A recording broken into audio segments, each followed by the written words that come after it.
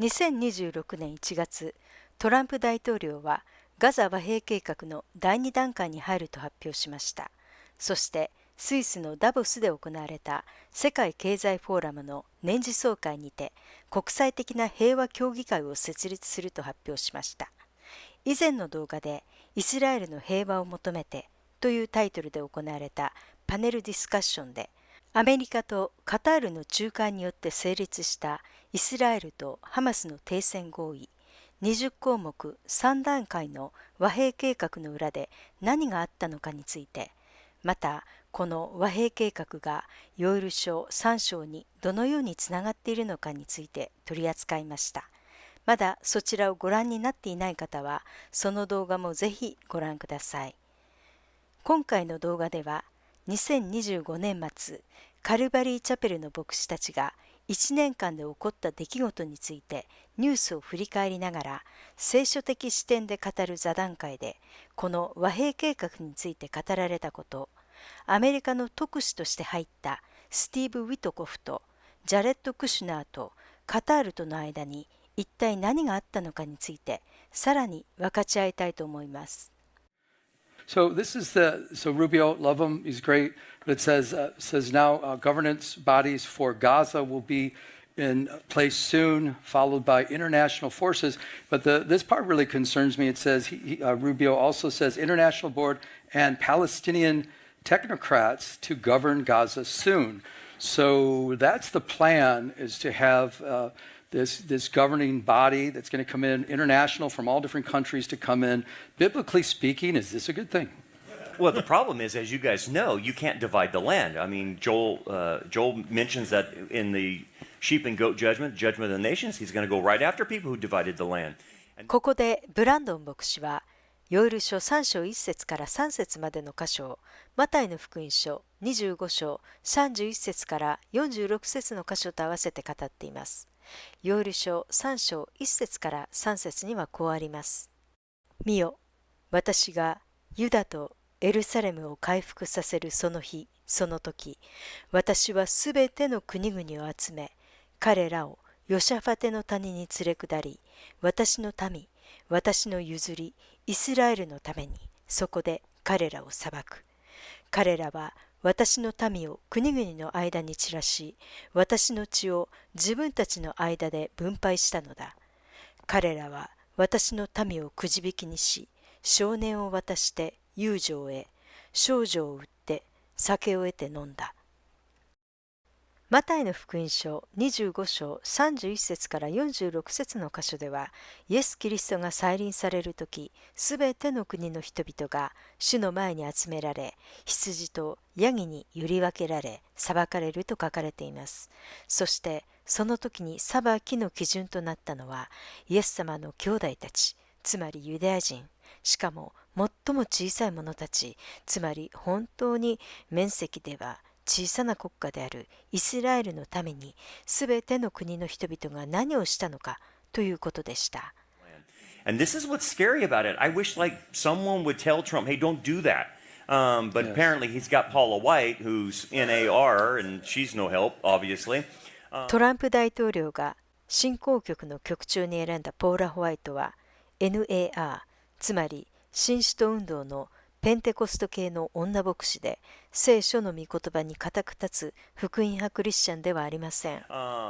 But, you know, here's the thing. It might sound good that Trump's going to turn this into, or they're going to turn into some type of paradise, because it is a beautiful area before they gave it to the Palestinians. It's a wonderful area on the Mediterranean. But the problem is, Israel made a mistake in 2005 by giving this to the Palestinians. They should have never done that. Correct. Because they divided their own land. Yes. And they bring their own cursing on them when they divide their own land, right? Good point. Very good point. And so Jews are not immune from being their own, being cursed by God.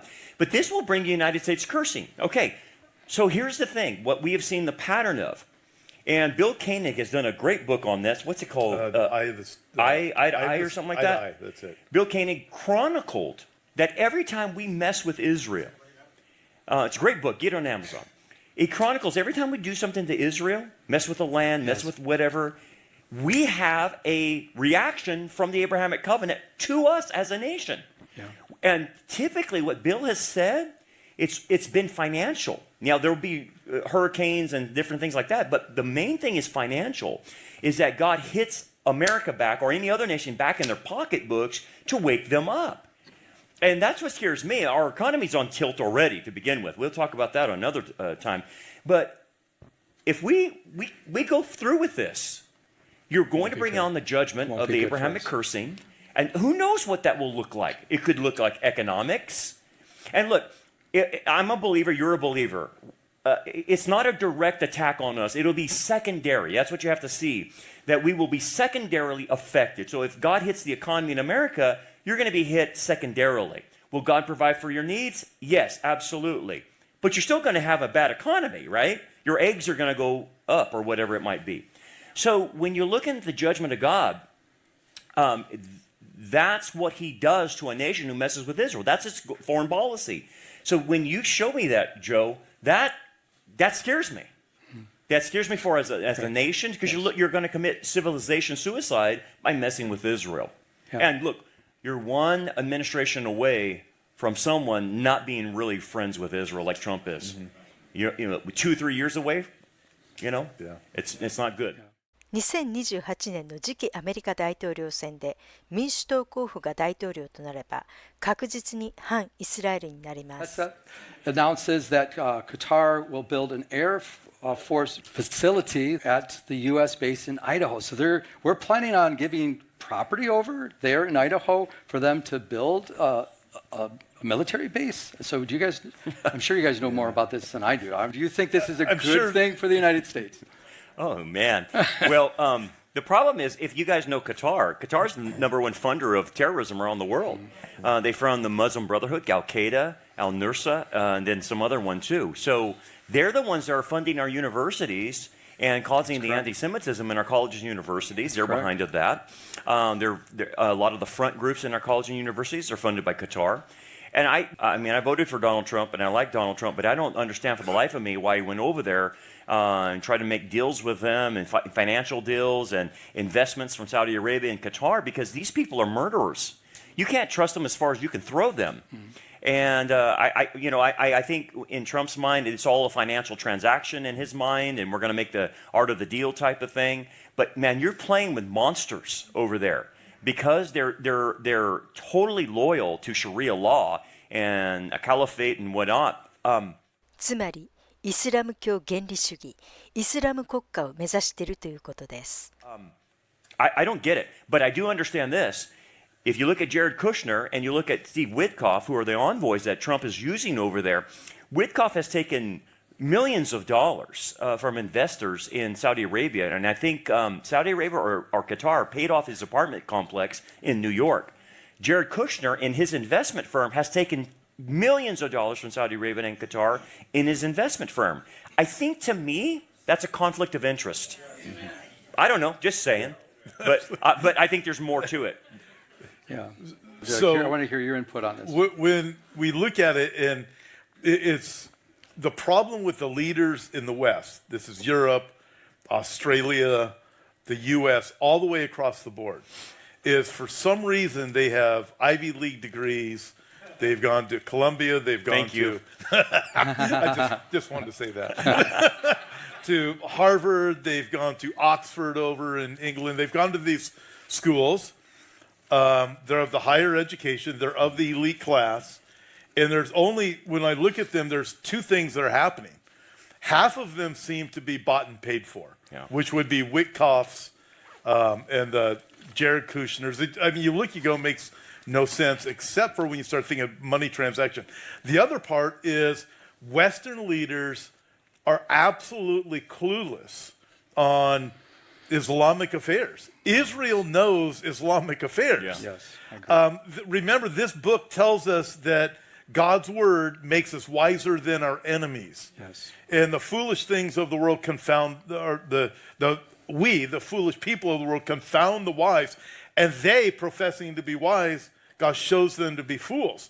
Right. This word, you and I can look at this word and we go, what are they thinking in Idaho? Right. This is the dumbest thing you can do. It's because we have God's word and we get it. They don't understand it. So In Trump's world, everything is money, just as Pastor Brandon said. It's all money. So we're going to fix it by making Gaza the Trump/French Riviera, whatever you want to do, right? I voted for Trump too, but I look at some of these things, I'm going, how could you not see through these things? But the money issue is a huge factor.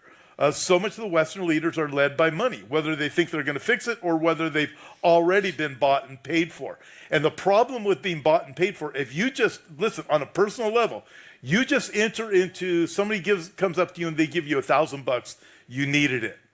And it might be somebody who they're an acquaintance. The problem is your mind starts to switch. And all of a sudden you hear about this person doing something wrong. And in your mind, because of your human side, you will think, I don't know if they're actually a good guy.